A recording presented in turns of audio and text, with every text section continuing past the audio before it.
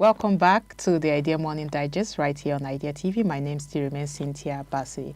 And during the week, we've been seeing, major headlines from the designation of Nigeria as country of particular concern by U.S. President Donald Trump, which followed other controversial statements and, labelings by the president of Nigeria and President Tinubu's move to appoint new ambassadors amid mounting diplomatic tension.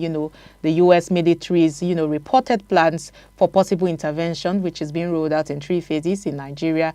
And then following recent comments by former U.S. President Donald Trump.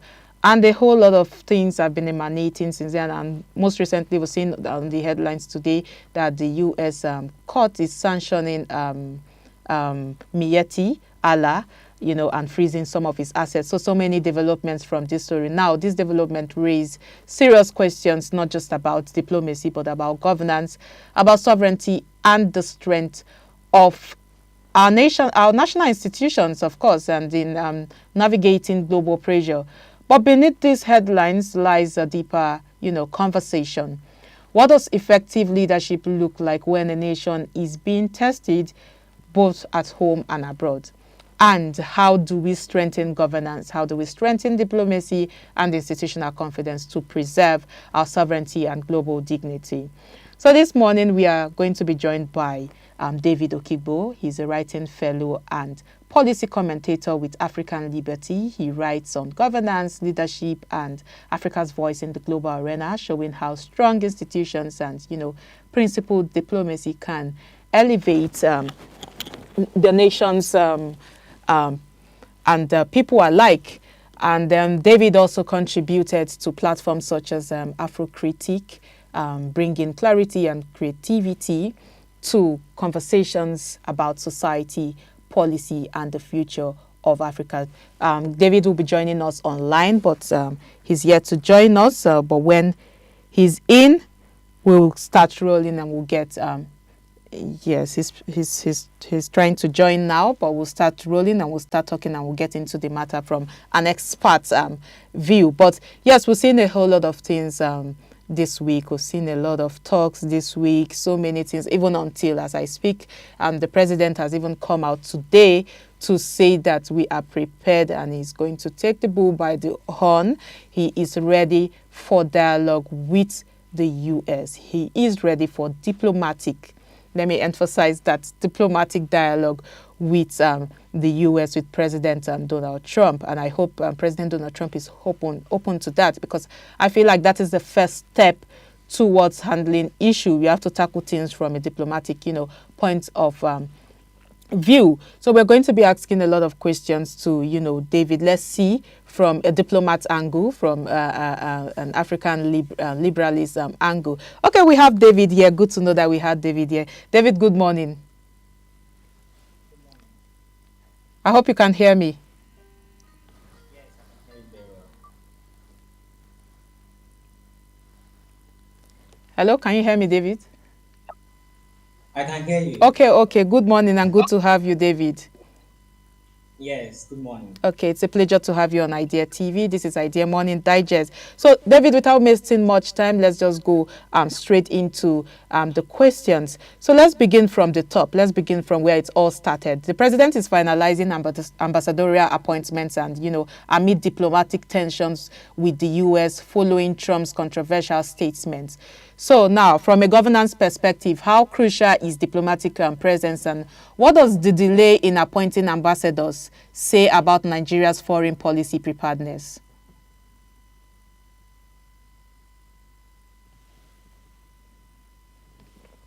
Did you get my question?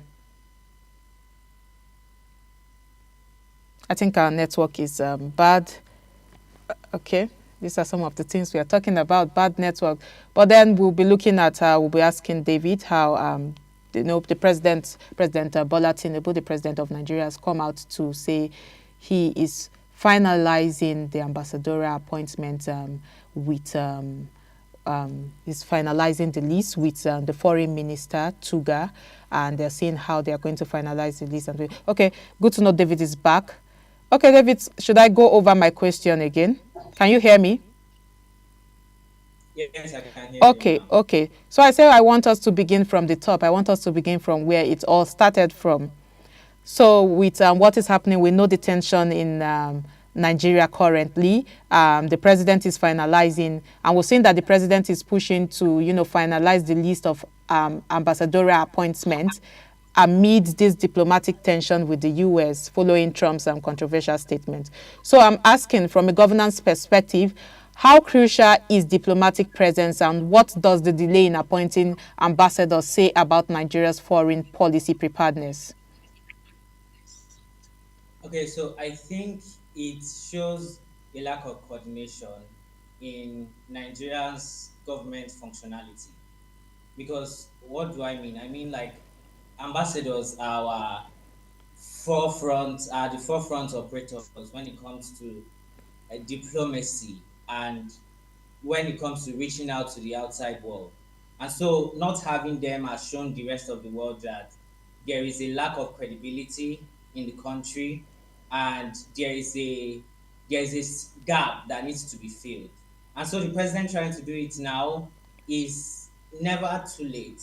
But on one hand, the damage has already been done, and I just hope we can come back from that. Okay, so are we still relying on hope at this point in time? Okay, okay, let's linger on that hope. Okay, so let's move to more to the global perception. Now, connecting this to leadership, when foreign leaders make inflammatory remarks that challenge our sovereignty, like, threats of intervention, how should governance system respond? How do you think governance system should respond? And should we engage diplomatically? Should we react politically or reform institutionally?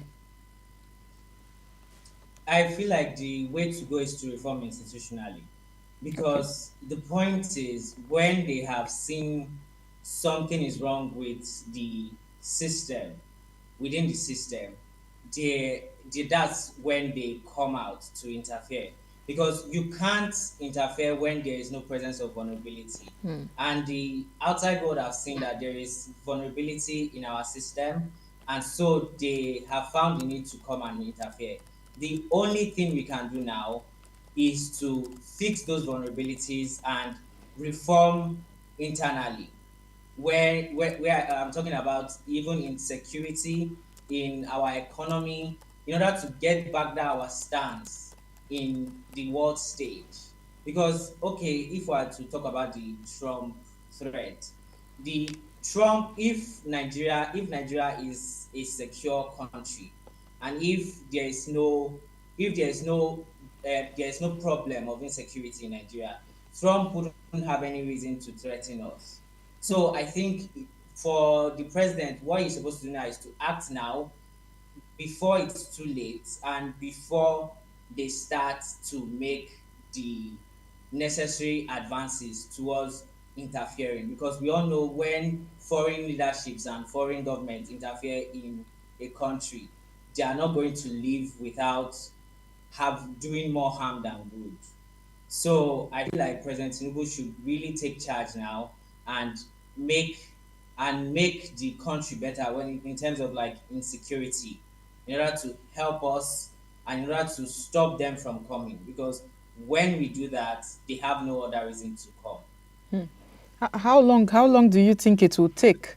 Because they're already preparing, they're already rolling out phases. So how long do you think it will take for them to, it will take for President Tinubu to, um, do like an overhaul in the system, especially for us with security? How long do you think it will take before the US invades?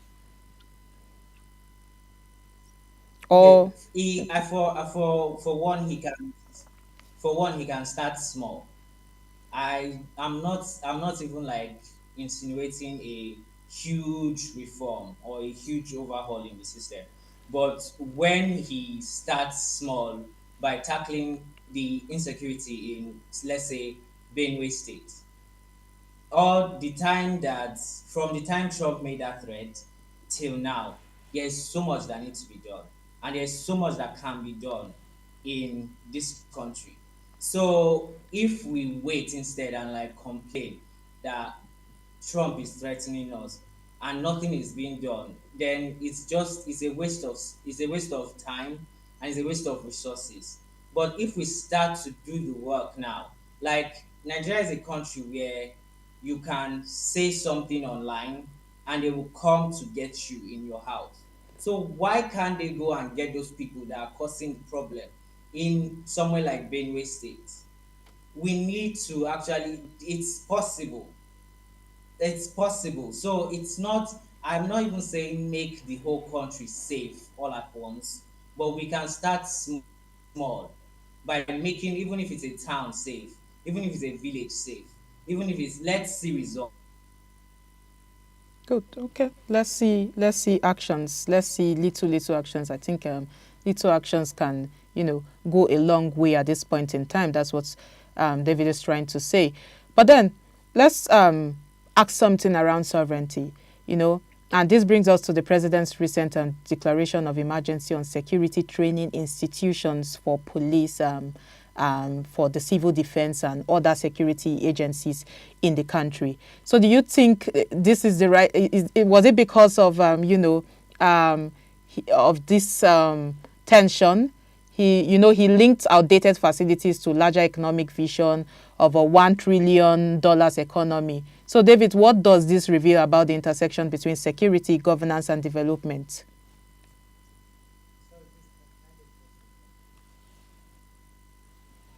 Can you hear me? Yes, I can hear you now. Okay, okay. Did you get my question? No, please, can I get it again? Okay. So, talking about security, still talking about security, the president recently made a declaration of emergency on security training institutions. He's sanctioning most of them and he's calling that they have to be trained, like the police, the civil defense, and other security agencies in the country.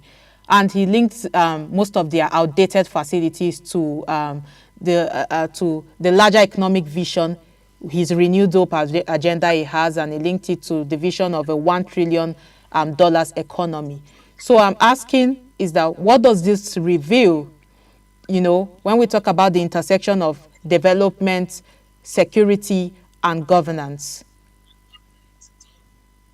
Okay, security is one thing that is important when in the aspect of good governance, because there is no investment, there's no foreign investment when there is no security.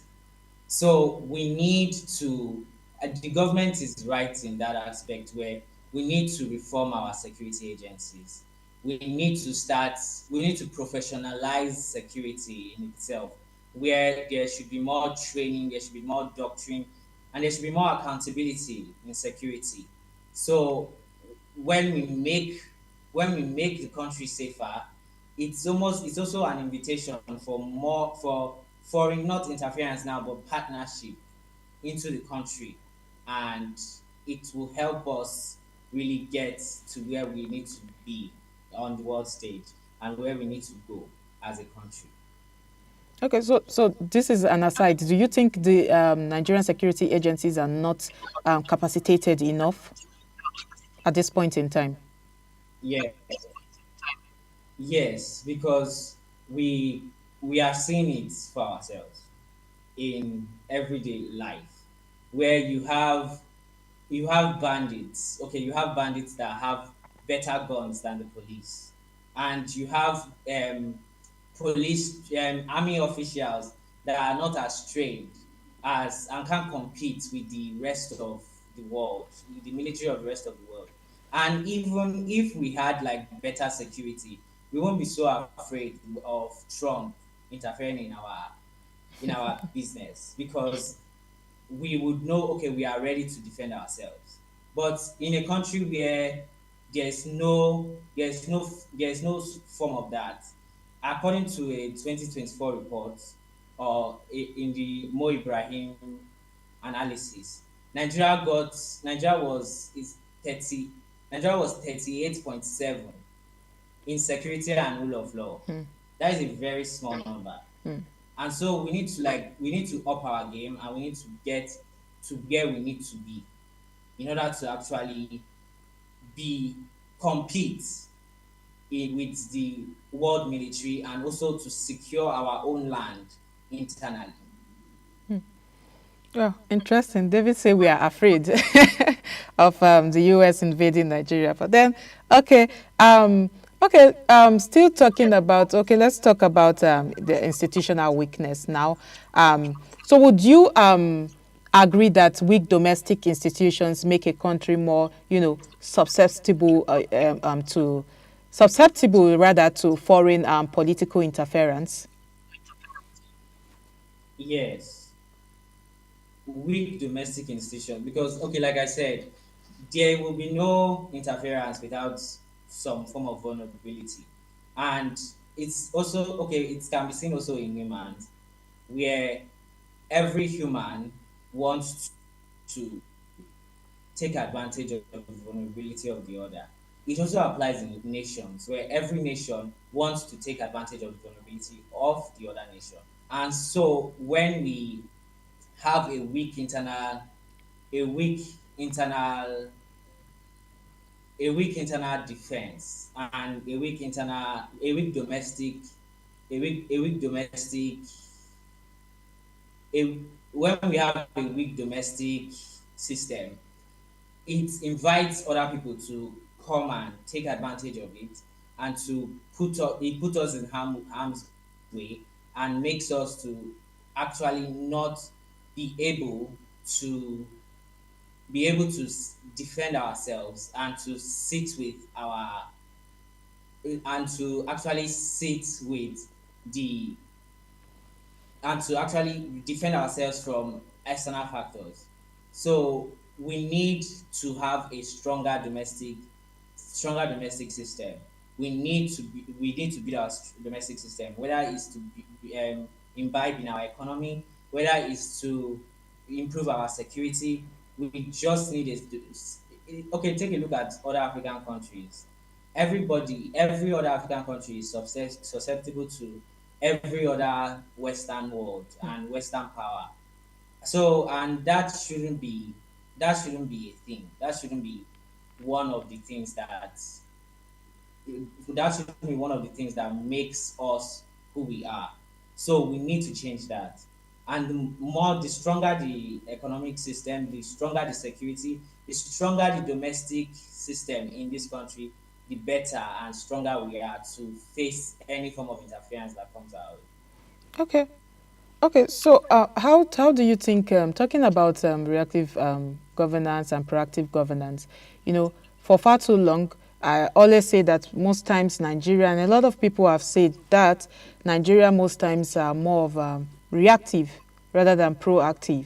It is when something happens that's when we, begin to look for ways to tackle it. So how can Nigeria transition from reactive diplomacy to a more proactive governance, one that, anticipates crises rather than responds to them? Okay, how we're going to do that is to first, we need to put our foot down in the foreign affairs sector. And we come back to the idea of needing ambassadors that can streamline relationship between the global the global world and the internal our internal Nigerian nation. So if we reinforce our Foreign Affairs Commission, we take action before it happens, before anything happens. Because now we need to be more in a preventive state than in a corrective state. We need to actually do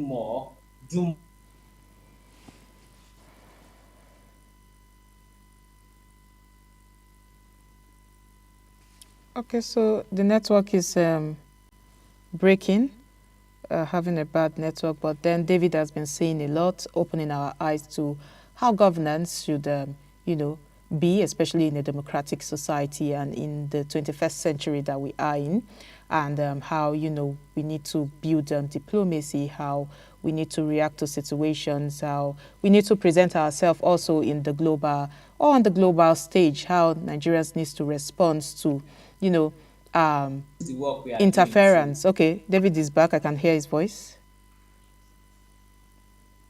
Okay, good to I have you say back, David. Okay, thank you. I say one other thing we need to do is to create dashboards, whether it's in trade or in security or in our energy sector, in order to improve transparency so that the people can. The network is so poor, it's so bad that we have to experience this because we are getting a lot from what David is saying. So David is an African liberalist fellow. He's a writer. He is an analyst. He's a governance analyst. He is a policy commentator with African, and most importantly, he is a young Nigerian. Yes, that's the most beautiful part, and we say the future is to the young ones in Nigeria. So that's why we've had David come on the show to come and tell us from a young person's perspective, because like the older generation, we always say that we leave the future to the hands of the younger generation. But good to have David back. David, can you hear me? Yes, Okay, so you were saying, I was saying the introduction of dashboards in order to improve transparency, and we need to also create diplomats that will encourage digital trade and encourage exchange through different shorelines and different sectors in the government. hmm, interesting, interesting, David. Good to know that we are having this conversation with you. Like I was saying when there was a glitch in transmission. That is good to know that this is coming from a young person, and we are glad we are having this discussion with you. But then let's talk about rebuilding diplomatic influence. What structural reforms do you think are needed to make Nigeria's foreign service more effective, more respected, and most importantly, more innovative? Because on Idea TV here, we advocate for innovation, and that's our stance. And we believe that if we invest in innovation, if we invest in innovative ideas, we are going to transform, the future. So, how do you think? What are those steps you think we can take? What are those structural reforms that are needed to make Nigeria foreign service more effective, respected, and innovative? Okay, so the first one I would say is there should be merit-based postings, whether it's in the civil service or in the ministerial cadre. There should be more merit-based paid postings where people that take over these positions should actually know what they are doing and should actually be capable in actually carrying out these positions and carrying out these responsibilities. So if we do that, we would create a more structurally apt reform in Nigeria where more work is going to be done instead of leaving everything to chance. Another thing is we need to really incorporate the digital tech industry into government.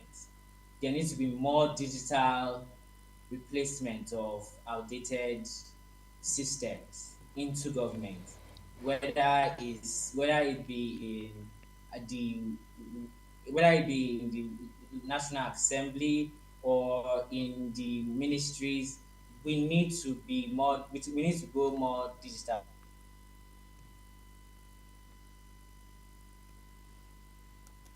Okay.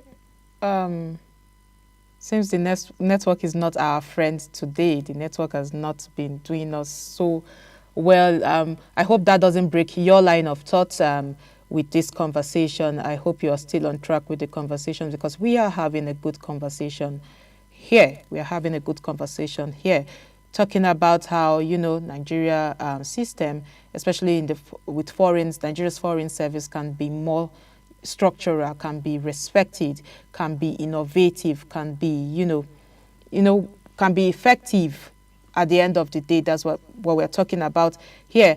I wish the network was a little bit fair to us, so that okay, we have David back. David, let's just go to the last question, because we do not have time on our side. So talking about strategic communication, because we're in the digital age. And another thing Adair TV pushes for is technology, is science, innovation, advancement. So how important is the global narrative? How important is global narrative management, or strategic communication in defending national image in the digital age? Because we've seen that where President Trump wrote out that statement was on his Truth Socials on X. So how do you think, how important is global narrative management or strategic communication in defending national image in the digital age? Okay, so we don't, like we said, time is not on our side, and we've lost David on that one again. But we hope David comes again and join us one of these days on the Idea Morning Digest. But yes, we have to go. A lot of things to think about this morning. A lot of things to think about this morning. We've been speaking with David Okigbo, fellow at the African Liberty Foundation, who has been, unpacking and saying a whole lot of things that are dedicate to creating that balance between leadership, diplomacy, and sovereignty in the age of global tension. We'll continue this conversation on our social media platforms. You can follow us at Idea TV on X, Facebook, LinkedIn, and Instagram. Drop your comments, drop your thoughts, drop your opinions. We want to hear what you think about this situation, about these tensions that has been building up this week in the Nigerian scene, and of course from the foreign scene in US. Up next, we'll leave you with a lot of things to reflect on, which are some of the things David have to say. So go back and watch it. My name is Cynthia Bassi, and it's good to have been here and spend this morning with you.